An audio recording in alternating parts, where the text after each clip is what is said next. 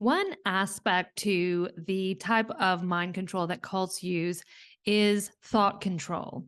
This is actually the third major component in Steve Hassan's BITE model, BITE, behavioral, information, thought, and emotion. So I'm going to talk today just about thought control, and in particular, how cults use language and specific types of ways that they manipulate words, phrases, and thinking to get you to be more controllable and to control your thinking in your mind so that you can do whatever it is that they want you to do. So the third major component of mind control includes indoctrinating members so thoroughly that they internalize the group doctrine, whatever that is, and incorporate a new language system.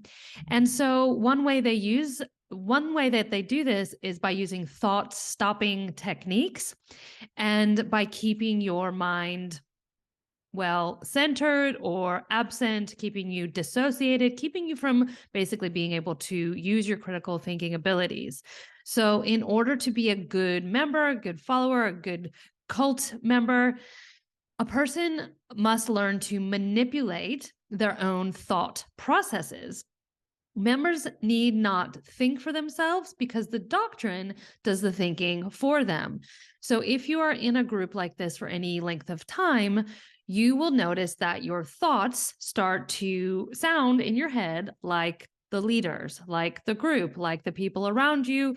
And sometimes even after you leave, it's really hard to get that to stop. And that's one thing that a few people have asked me is like, how do I get that like radio player recording of them in my head to stop? And it's almost like an addiction because it is this level of programming and brainwashing, and where they have sometimes, because of the different ways that you're being, the impressions that are being put on you and the susceptibility that you are because of all the other tactics they're using, all the stuff is going in at this level. It almost just keeps playing even when you are trying to stop it. So one part of this is loaded language. And loaded language is basically unique words and expressions used by the cult where they actually change the meaning of certain words around to suit the needs of them or to suit their doctrine. For example, in the cult I was in, they talked about sex, sexualness, and sexuality, and they had different definitions of each one of these.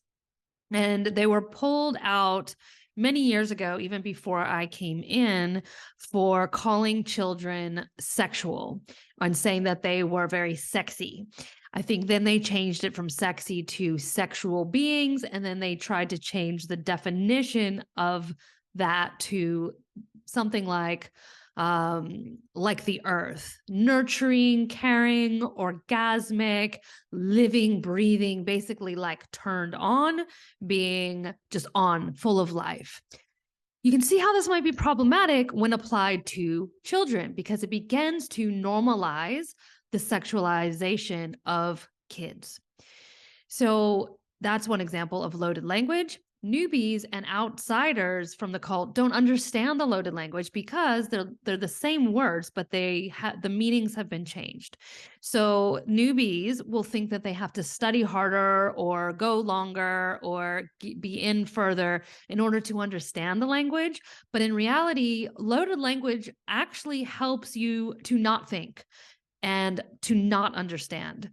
So what you're taught is that understanding is actually just accepting and believing it. So you don't actually ever understand it. You're just taught to just take it, just like that is just what it is. And you just believe it because that's being told to you by your cult leader. Another couple examples they used in my group were understanding. The word understanding was meant to stand under, and you don't want to stand under anything because that means you're at the effect of it. So you never want to understand anything. That's interesting. So when a concept is being told to you and you don't understand it, that's okay. You're not supposed to understand it because if you did, that would mean that you were at the effect of it. You're standing under it. You don't want to stand under something. So don't worry about understanding. You can see how this might be problematic. Responsibility was also changed to mean to respond quickly. So we were told that's what responsibility means. Not that you actually take responsibility for your actions, as most of us would have thought that is what it means. And for example, you do something wrong and you take responsibility by apologizing, not doing it again, making amends, offering to do something to make up for that. No, no, no, that's not responsibility. Responsibility just means respond quickly. So they've taken a word that you think you know what it means and changed the definition of it. Why would they do this? Well, it's so that you actually, it's like one step towards controlling your mind, one step further to controlling your thoughts, and one step further towards you not actually having control over what it is that you're thinking or what it is that you're doing or what it is that you are believing, because everything's been twisted. So they also use thought-stopping techniques, such as repetition of phrases or clearings, mantras, ritualistic behaviors. They're all designed to turn off your thought and so that you cannot critically think. They also use thought-stopping clichés or thought-terminating clichés. And those are some examples like it is what it is, or agree to disagree, or you only live once, or in my group, it was that's just an interesting point of view, or it's just a choice. So through these thought-stopping or thought-terminating clichés, it works sort of like this throwaway phrase that just stops the conversation. So in a healthy group discussion, you can have a back and forth. You can have disagreement, dissent. You have maybe even an argument. In a cult, you're shut down. So what will happen is the leader says something, you disagree with it, you bring up your disagreement or your concern, or even maybe just your opinion if it differs, and they will give you back a thought-terminating cliche that just stops. It stops the conversation. There's nothing you can say to that. It's like when you, even in non-cults, when you're having a conversation with someone and they use something like, well, it just is what it is. There's nothing you can say after that, like the end of the conversation. So through the use of thought stopping, members think that they're growing. So we were taught that losing your mind, or, if you're thinking you're stinking, like thought and thinking is bad and lower energy. So when you stop thinking, we're taught that you're growing, when in reality, you're just turning yourself into thought-stopping addicts. So after leaving a cult that employs extensive thought-stopping techniques, like the one I was in, a person normally goes through a difficult withdrawal process before they can overcome this addiction. And that is what you have to realize when you leave the cult physically and you stop talking to these people, you stop paying them for sessions or classes or going to their thing. The thoughts or the repetition of these phrases and stuff, the loaded language, like it's still in there. Okay, so that's the difficult process of separating yourself from the cult, even when you've already left. Another thing that you'll hear in a lot of these groups is what we call word salad. So it's a bunch of words put together that make no actual sense, but they're designed to sound really wise. So the leader puts this forward as doctrine, gospel, or, it sounds really cool, but nobody actually understands what he's talking about. And because it literally does not make sense, it's gobbledygook.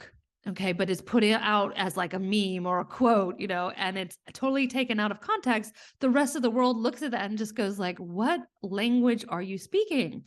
And even the people in the group don't understand it. The guy saying it doesn't understand it, but everyone goes, oh, wow. And they just act like they get it. And what this does is, you buy that as like this wise thing. You think, there was, things that they would tell you about yourself that was just word salad, and you go, okay, and you have to like process it and repeat it to yourself and try to like get to the layers of it and maybe dissect the different words and whatever. But remember, you can't think about it. So you're just supposed to like take it in, know it, receive it, right? And this just really serves to further alienate you and separate you from the rest of the world. So again, this is the third of the four in the BITE model, and that's thought control. These are different examples of thought control, which is just one component of mind control. And the other ones are behavioral, information, and emotional control, which we can talk about another time. But these are all examples of how they control your thoughts and your thinking and your thought processes or lack thereof. So when you do not have to think for yourself because the doctrine is thinking for you, and you can see this in religious groups where instead of, I don't know, considering the ramifications of certain actions, they just defer to Bible scripture or an interpretation of Bible scripture so that that is their moral compass, that is their ethical guideline. So they don't think for themselves, they don't judge their actions or someone else's. They just go, well, this is the doctrine, so this is what I believe. Same thing in non-religious groups. The group I was in was not a religious group, but it was a personal development, self-help genre, where there was facilitation and coaching and classes and all of that stuff. So what they were doing was getting you to take the point of view, the doctrine that is being sold to you as truth, and substitute that for whatever it is that you would have previously believed, that you actually know to be true, that you would have experienced in your life. And now you're swapping that out for this just non-thinking, just this doctrine, this thought-stopping cliche, this word salad, this nonsense, this loaded language where the words now have different meanings. And it's all designed to keep you separate from the other people in your life and the rest of the world, to further isolate you from them, even if it's not physically. Now you are literally not speaking the same language as the people around you, makes it harder to leave, makes it harder to have supports outside of the group. Sound familiar? All the cult tactics. And in reality, no one is understanding this loaded language, even if they have just accepted it and now they believed it. So now instead of trying to understand something, we don't want to stand under. Instead of holding ourselves responsible for our actions, we just know we have to respond quickly. It's like all the words, these are just examples, but think for yourself if you're in a group like this, of all the words that you've got twisted around. Manipulation was a big one. They swapped out the meaning. It was like, manipulation is this great thing, or it's not good or bad. It just means to mani with your hands, manipulate. It's like clay. It's just changing something around. Well, that's great. So when you're being manipulated, it's not bad. It's not wrong. You're just being changed. You're being molded. So these should be big red flags for you as you start to uncover maybe some of these different layers of mind control, thought control, loaded language, word salad, thought-stopping cliches. And when you hear them, you just know what's going. You will know even if the person doing it to you doesn't realize that's what they're doing, or maybe it comes out of your mouth and you go, "Oop, what did I just say there? Wow, that was my, former cult leader speaking through me, or that was a thought-stopping cliche. Clearly, I want this conversation to be over." And you will actually start to recognize what it is that's going on.